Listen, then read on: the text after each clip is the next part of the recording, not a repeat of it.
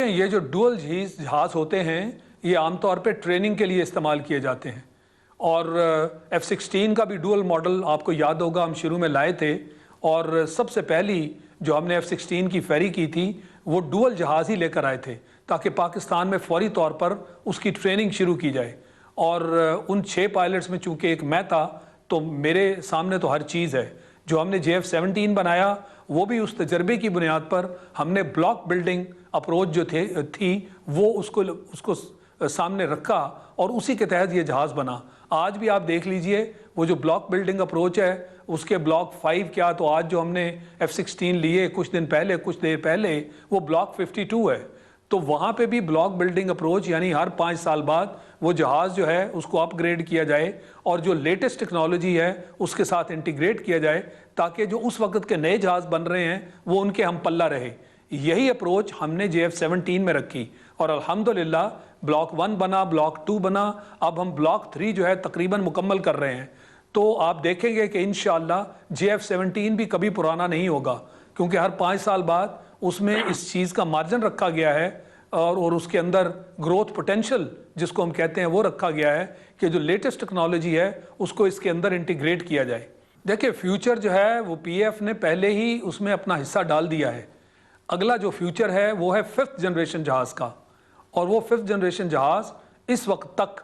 یہ 2 ملک ہیں بلکہ 3 ہیں جنہوں نے بنائے ہیں، امریکہ ہے، روس ہے اور اس کے ساتھ اب چین بھی شامل ہو گیا ہے۔ ہم نے اسی وقت فیصلہ کیا تھا کہ اگلا جو جہاز ہوگا وہ ہم نے خود بنانا ہے، کیونکہ JF-17 کی وجہ سے ہمیں اس کی بنیاد بڑی اچھی مل چکی تھی اور ہم نے ٹرانسفر آف ٹیکنالوجی کے ذریعے اب یہ جو جہاز ہے ہمارا خود ساختہ جہاز ہے اور خود کفالت کی طرف اس میں ہم چل پڑے ہیں۔ یہی اس کا مقصد تھا، تو لہٰذا جو 5th جنریشن جہاز ہے اس کی بنیاد ہم نے رکھ دی ہے اور انشاءاللہ کوئی تقریباً 10 سال کے عرصے میں جو اگلی جنریشن کا جہاز ہے وہ دیکھیں گے کہ پاکستان خود اپنے ہی طور پر خود ساختہ جہاز وہ بنائے گا۔ تو یہ ہے فیوچر جو آگے جہازوں کا ہے اور جو ایئر پاور کا ہے۔ ایئر پاور آج کل جو ہے وہ اس حد تک اب پہنچ چکی ہے کہ فیصلہ سازی جو ہے جنگوں کی وہ ایئر پاور کی بنیاد پر ہوتی ہے۔ میں سمجھتا ہوں کہ ہمارا یہ کوئی اچھا فیصلہ نہیں ہوگا کہ JF-17 اور F-16 کے ہوتے ہوئے ہم کسی اور جہاز کی طرف دیکھیں، کیونکہ اس سارے جہاز جو ہیں یہ 4th جنریشن ہے، تو 4th جنریشن جہاز کو مزید دیکھنا یہ کوئی اچھی منصوبہ بندی نہیں ہوگی۔ لہٰذا میں سمجھتا ہوں کہ اب ہمارا اگلا جو جمپ ہے وہ 5th جنریشن کی طرف ہے، اور اس کے لیے جیسے میں نے کہا کہ ہم نے کام شروع کر دیا اور انشاءاللہ ہم اپنا ہی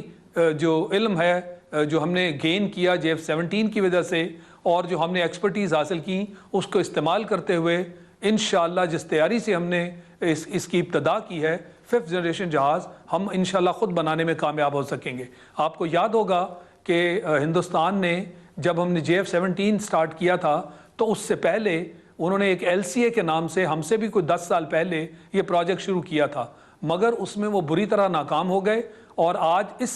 ان کی حالت یہ ہے کہ ان کی اپنی ایئر فورس نے بھی وہ جہاز خریدنے سے انکار کر دیا، کیونکہ اس کی نہ وہ کیٹیگری ہے نہ اس کے اندر اتنی طاقت ہے کہ وہ جہاز 4th جنریشن جہازوں کے مقابلے میں اس کو کمپیئر کیا جا سکے۔ دیکھیں دنیا میں پہلے ہی ہماری جو ایئر فورس ہے الحمدللہ اس کا ایک نام ہے۔ آپ نے کبھی ہندوستان کی ایئر فورس کا نام نہیں سنا ہوگا، وہ ان کے نعروں میں بہت ہے، ان کے بیانات میں بہت ہے، مگر حقیقت میں اس نے کبھی ایسا کوئی کام نہیں کیا کہ اس کو دنیا کی لیڈنگ ایئر فورسز میں شامل کیا جائے، جبکہ پاکستان کا نام ہے۔ وہ 65 کی جنگ میں بھی تھا اور جو ہم نے فروری کے 1 دن میں ہندوستان کے ساتھ کیا اس کی وجہ سے وہ نام جو ہے وہ پھر سے ابھر کر سامنے آیا الحمدللہ۔ تو اس لیے پاکستان ایئر فورس کا نام ہے، ہمیشہ سے ہم نے اس کو قائم رکھا، اس کے لیے محنت کی، ہمارے بڑوں نے جو اس کا نام بنایا آج بھی وہ پاکستان ایئر فورس اس کو آگے لے کر چل رہی ہے۔ ہمیں ان کے کارناموں پہ ناز ہے اور یہ تہیہ ہے ایئر فورس کا کہ ہم وہ اور اس سے بھی بڑے کام جو ہے آئندہ آنے والے مستقبل میں کریں گے انشاءاللہ، اور ایئر فورس کا نام اسی طرح اوپر جاتا رہے گا۔